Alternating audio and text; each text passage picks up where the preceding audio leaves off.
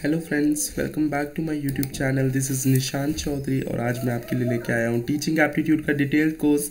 और आज हमारा फर्स्ट लेक्चर है। So let us qualify NTA UGC NET with Nishant Chaudhary. So ज़्यादा टाइम ना वेस्ट करते हुए मैं लेक्चर स्टार्ट करता हूँ, लेकिन उससे पहले मैं आपको कहना चाहूँगा कि मेरा चैनल सब्सक्राइब करें और वीडियो को लाइक करें अगर आपको मेरा टीचिंग स्टाइल पसंद आए। और उसके बाद आप मेरे को कमेंट कर सकते हो कमेंट बॉक्स में जो जो टॉपिक्स में आपको डाउट्स हैं, ये डिस्कशन कर सकते हो, जिससे कि मुझे पता चलेगा कि मुझे नेक्स्ट वीडियो कौन सी लेके आनी है। आप वीडियो के लिए रिक्वेस्ट कर सकते हो बेसिकली, तो मैं उसके अकॉर्डिंग आपके डाउट्स के अकॉर्डिंग वैसी वीडियोस बीच बीच में अपलोड करता रहूँगा। सो चलिए आज का लेक्चर हम शुरू करते हैं। सबसे पहले आता है हमारा what is teaching. Teaching aptitude का नाम से ही शुरू हो रहा है कि टीचिंग होता क्या है। तो teaching basically knowledge, skills, values को और इन्फॉर्मेशन को from one person to another person deliver करने को हम टीचिंग बोलते हैं। फ्रॉम वन पर्सन, वो पर्सन कौन होगा आप जिसके थ्रू हम ये सब चीज़ें डिलीवर करेंगे? Teacher deliver content to the learner. तो टीचर जो है वो इंफॉर्मेशन डिलीवर कर रहा है। टीचर इंफॉर्मेशन डिलीवर कर रहा है किसको? लर्नर को। तो ये चीज़ क्या हो गई हमारी? टीचिंग। तो इसमें आपको तीन चीज़ें दिखाई दे रही है। First is teacher, second is information या फिर कंटेंट, थर्ड इज लर्नर। तो ये टीचिंग का ट्रायडिक व्यू है, मतलब तीन तरफा व्यू है। टीचर इंफॉर्मेशन डिलीवर करता है, कंटेंट डिलीवर करता है लर्नर को, तो इसको हम बोलते हैं टीचिंग, सिंपल और प्रिसाइज वे में। नेक्स्ट आता है हमारा की एलिमेंट्स। टीचिंग के की एलिमेंट्स कौन कौन से हैं? सबसे पहला इंस्ट्रक्शन। टीचर इंस्ट्रक्शन प्रोवाइड करता है, जो भी टॉपिक रिलेटेड इंस्ट्रक्शंस होंगे। जैसे मैं आज टीचिंग एप्टीट्यूड पर आ रहा हूँ तो ये इंस्ट्रक्शंस प्रोवाइड कर रहा हूँ टीचिंग एप्टीट्यूड से related, that is instructions. Facilitation मतलब कि एक ऐसा इन्वायरमेंट प्रोवाइड करना जो कि इनकरेज करे लर्नर को डिस्कशन करने के लिए, उसका माइंड डेवलप करने के लिए, यानी कि क्रिटिकल थिंकिंग के लिए, और स्टूडेंट को क्वेश्चन पूछने के लिए इनकरेज करे, दैट इज़ फैसिलिटेशन। और ये टीचर प्रोवाइड कर सकता है। असेसमेंट, अब स्टूडेंट्स जो भी है उसको जो भी लेक्चर दिया जा रहा है, अब उसको असेस भी तो करना पड़ेगा कि उसने कुछ सीखा है या नहीं सीखा है। तो उसकी प्रोग्रेस को असेस करना is called assessment. Then feedback provide करना। अब असेसमेंट हो गई तो उसके बाद फीडबैक भी देनी पड़ेगी ना कि स्टूडेंट ने किस तरह से परफॉर्म किया है, तो वो फीडबैक ये सब हम चीज़ें आगे assessment, types of assessment, feedback, ये सब हम पढ़ेंगे आगे। तो अभी के लिए सिर्फ एक ओवरव्यू मिल रहा है आपको। देन आता है अडैप्शन। अब टीचर जब स्टूडेंट को लेक्चर डिलीवर करता है तो एक क्लासरूम में नंबर ऑफ स्टूडेंट्स होते हैं जिनके हर एक के अलग अलग नीड्स होती है। तो उन नीड्स को आइडेंटिफाई करना, उसके अकॉर्डिंग लेक्चर डिलीवर करना इज कॉल्ड अडैप्शन। नेक्स्ट आता है इफेक्टिव टीचिंग। अब इफेक्टिव टीचिंग क्या होती है? Effective teaching involves communication, motivation and a deep understanding of a subject matter। बोला जा रहा है कि इफेक्टिव टीचिंग हम बोल सकते हैं कम्युनिकेट करने को या फिर मोटिवेट करने को, और deep understanding about the subject matter is called effective teaching. तो good teacher not only conveys information but also inspires and empowers students to explore questions and think critically.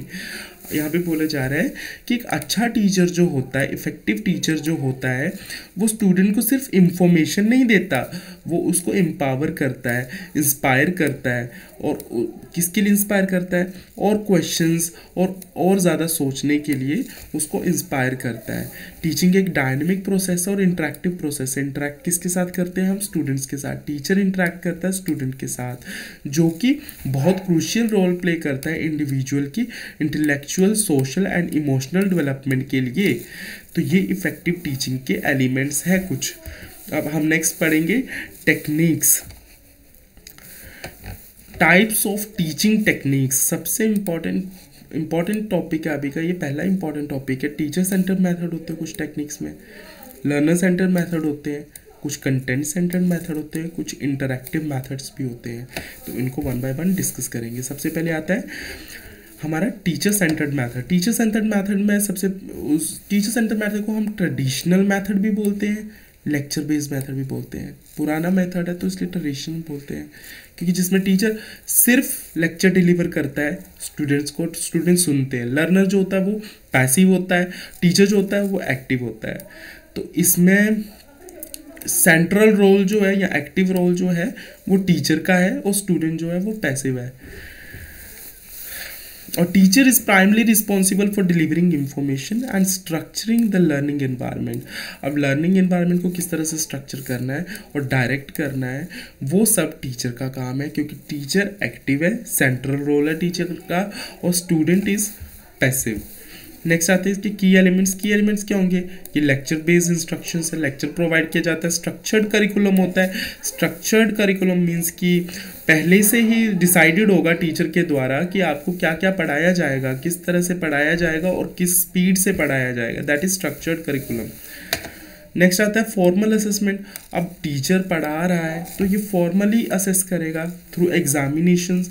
उसका रिजल्ट जो होगा वो फॉर्मल तरीके से ही बताएगा, या तो एग्ज़ाम कंडक्ट करेगा या तो क्विजेज होंगे, और जिससे कि वो स्टूडेंट को इवेलुएट कर पाए, स्टूडेंट की जो प्रोग्रेस है उसको इवेलुएट कर पाए। नेक्स्ट आता है टीचर अथॉरिटी।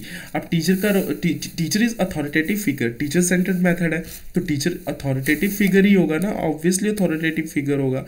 टीचर्स की ज़्यादा कमांड होगी, टीचर्स का ज़्यादा रोल होगा, टीचर स्टूडेंट्स को गाइड करेगा, तो teacher is the authoritative figure. Then आता है लिमिटेड स्टूडेंट इंटरेक्शन। स्टूडेंट की इंटरेक्शन कम होती है कि स्टूडेंट सोच बेचारे चुपचाप सुनते रहते हैं, that is teacher centre method basically. Uniform pace. अब जैसे आप स्कूल क्लासेस में पढ़ते थे तो टीचर जहाँ से शुरू करता है वहीं से आपको धीरे धीरे साथ में उसके प्री डिटरमाइन स्केड्यूल के अकॉर्डिंग साथ में स्टूडेंट को चलना पड़ता है, यानी कि लर्नर को टीचर को फॉलो करना पड़ता है साथ में, फर्स्ट चैप्टर से लेके लास्ट चैप्टर तक। ऐसा नहीं कि आप आगे पीछे भागोगे, अपनी मर्जी से पढ़ोगे, जैसा टीचर पढ़ाएगा आपको वैसा पढ़ना पड़ेगा, that is uniform pace. Next आते हैं हमारे लर्नर सेंटर्ड मेथड। अब लर्नर सेंटर्ड मेथड है तो इसमें लर्नर का जो रोल होगा वो एक्टिव होगा, लर्नर सेंट्रल पॉइंट होगा, और इसका टीचर से फोकस जो है शिफ्ट होकर लर्नर की तरफ आ जाएगा। स्टूडेंट जो होंगे वो एक्टिवली इंगेज्ड होंगे लर्निंग प्रोसेस में, और इसमें इनकी थिंकिंग जो है वो डेवलप होगी, कोलैबोरेट करेंगे। सेल्फ डायरेक्टेड लर्निंग होगी इसमें। सेल्फ डायरेक्टेड मतलब खुद भी पढ़ने की कोशिश करेंगे, इससे क्या होगा, उनका दिमाग, उसकी एबिलिटी, लर्नर की एबिलिटी और ज़्यादा बढ़ेगी। नेक्स्ट आता है हमारा इसकी की फीचर्स। लर्नर सेंटर्ड मेथड के की फीचर्स, लर्नर सेंटर्ड मेथड के की फीचर्स है एक्टिव पार्टिसिपेशन। किसकी? लर्नर की। लर्नर एक्टिवली पार्टिसिपेट करेगा। कोलैबोरेटिव लर्निंग होगी, टीचर्स के साथ कोलैबोरेट करेगा या डिस्कशन करेगा, स्टूडेंट्स के साथ डिस्कशन करेगा। प्रॉब्लम सॉल्विंग एक्टिविटीज़ होगी। फोस्टरिंग टीम वर्क मीन्स की टीम वर्क को और ज़्यादा प्रमोट करेगा। कम्युनिकेशन स्किल्स इंप्रूव होंगे उसके। इंडिविजुअलाइज्ड लर्निंग होगी, वो अकेले सीखने की कोशिश करेगा। इंक्वायरी बेस्ड लर्निंग होगी। लर्निंग मेथड हम आगे डिटेल में, ये भी हम आगे डिटेल में करेंगे, सो अभी के लिए ओवरव्यू। तो अब इसमें इंक्वायरी बेस्ड लर्निंग में क्या होगा, स्टूडेंट को इनकरेज किया जाएगा क्वेश्चंस पूछने के लिए, टॉपिक्स को एक्सप्लोर करने के लिए। इंक्वायरी बेस्ड अप्रोच है एक तरह से। स्टूडेंट ऑटोनॉमी होगी। स्टूडेंट अब जो होगा वो रिस्पॉन्सिबल होगा, वो खुद अपने को डायरेक्ट कर रहा है, खुद अपनी लर्निंग कर रहा है, तो उसके पास ऑटोनॉमी, एक लिबर्टी है, वो जब चाहे जैसे चाहे डिसीजन ले सकता है, जैसे चाहे अपनी मर्जी से पढ़ सकता है। इसमें उसकी क्रिटिकल थिंकिंग डेवलप होगी। प्रॉब्लम सॉल्विंग एबिलिटीज़ उसकी डेवलप होगी। फीडबैक उसको किस तरह से मिलेगा, फीडबैक किस तरह से मिलेगा, on the based of performance, जो भी उसका एक्सपीरियंस रहा है। फॉर एग्जांपल आपको प्रोजेक्ट्स वगैरह दिए जाते हैं, that is learner centred method. आपको प्रोजेक्ट्स वगैरह दिए गए या डिस्कशन करने को दिया गया या प्रेजेंटेशन बनाने को दी गई, आपने प्रेजेंटेशन डिलीवर कर दी।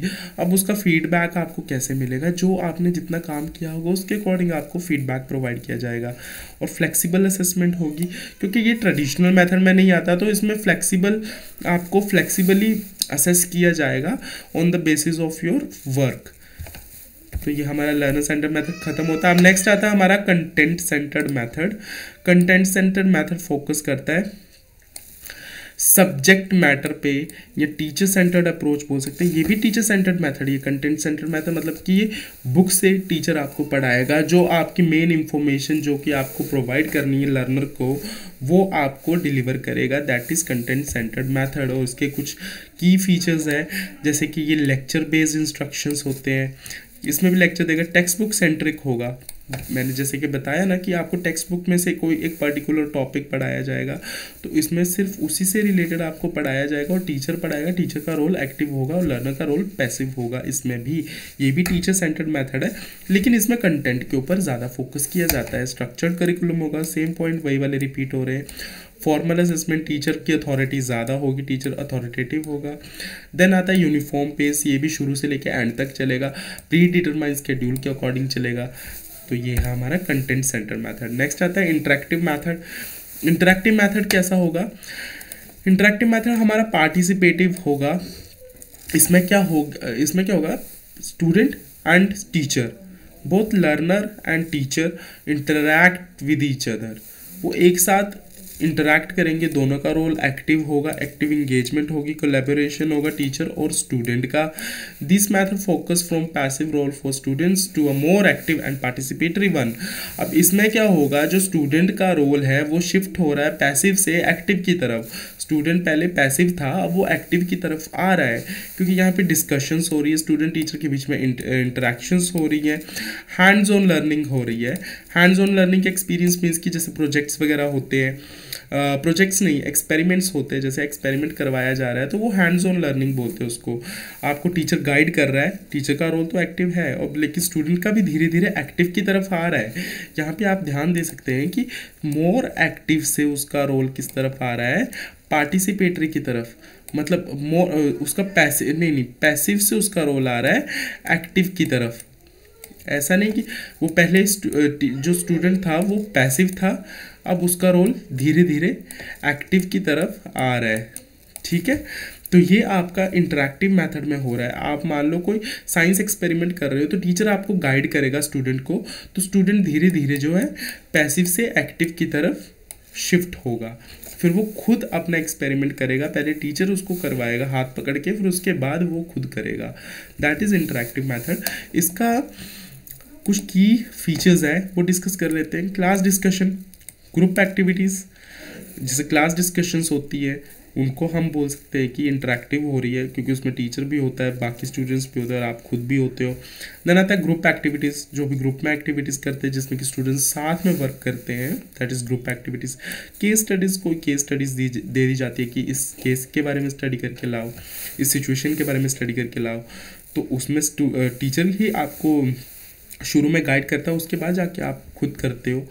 देन आता है रोल प्लेइंग। अब रोल प्लेइंग में ये सब मेथड्स हैं वैसे, तो ये हम आगे पढ़ेंगे। अभी डिबेट्स होते हैं आपके, हैंड्स ऑन एक्सपेरिमेंट्स, ये देखो हैंड्स ऑन एक्सपेरिमेंट्स यहाँ पे आ गया। इसमें आप वही है कि एक्सपेरिमेंट करेंगे, टीचर आपको डेमोन्स्ट्रेट करेगा, उसके बाद आप जाके उसको खुद परफॉर्म करोगे, तो आपका रोल पैसिव से एक्टिव की तरफ शिफ्ट होगा। लर्नर का रोल पैसिव से एक्टिव की तरफ शिफ्ट होगा।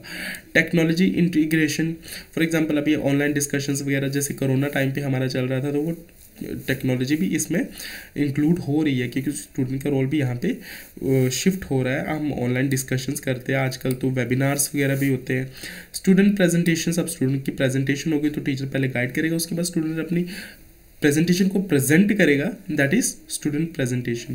देन आता है क्वेश्चनिंग टेक्निक्स, इसमें अलग अलग तरह के क्वेश्चंस पूछे जाएंगे, हाई ऑर्डर थिंकिंग क्वेश्चन पूछे जाएंगे, क्रिटिकल थिंकिंग डेवलप होगी, स्टूडेंट का इन डेप्थ नॉलेज जो होगा वो इनकरेज होगा।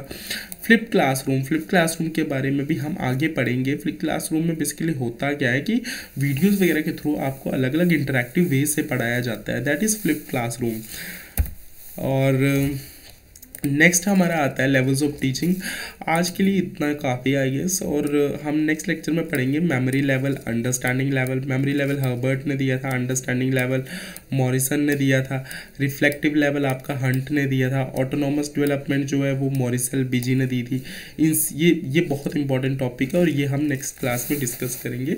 अभी के लिए इतना ही। लेक्चर 2 में मिलते हैं हम टीचिंग एप्टीट्यूड के। And thank you and have a nice day. Bye bye.